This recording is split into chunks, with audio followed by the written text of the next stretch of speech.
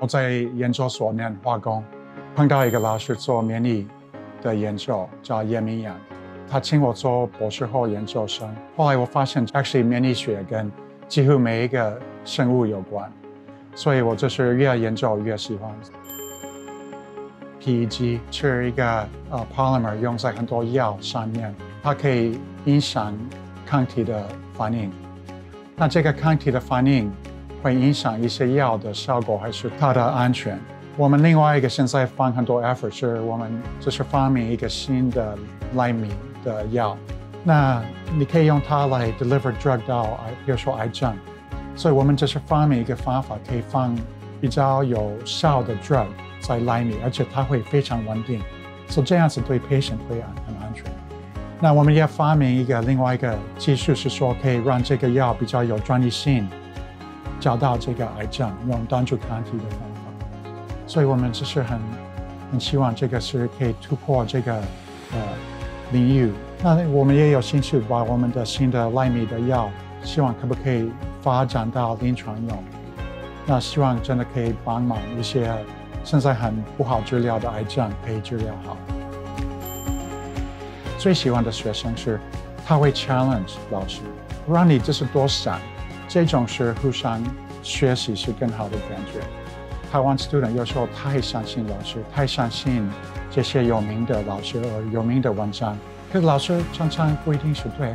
我们也是就是一个人，希望他们还是有一种态度是有一点怀疑，是真的这样子吗？我们是做科学，所以这时候那个态度很重要。他们开始做实验，他不要证明一个样子，就要发现什么是真的。所以你要非常客观，比如说你可能希望结果是这样子，可是如果结果不是那样子，没有关系。如果你相信你的结果，你要相信，你要真正的学，真正的了解它，不是背它。第一个，他就是要 heart， 就是说有兴趣，还有就是很好奇。那第二个就是说要不管多辛苦可以继续做。那第三个就是说勇敢，勇敢做新的，勇敢受到批评。在美国那个研究压力非常大，计划都很大。台湾还没有那么竞争，所以人比较愿意合作。而且如果你的研究方向也要改，比较容易改。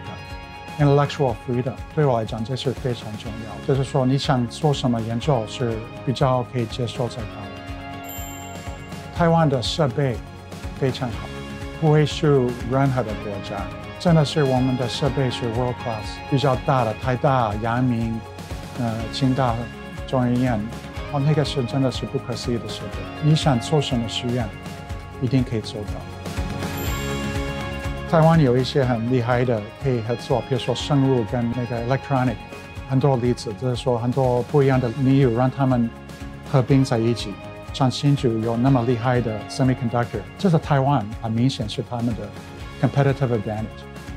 我觉得政府是说可以 call for proposal， 就是说有一些新的计划，可他也要很严格筛选这些计划是真正的合作，鼓励这些 researcher。find 别的 research 在别的领域可以解决一些新的问题，我觉得这样子可能会有一些 new opportunity。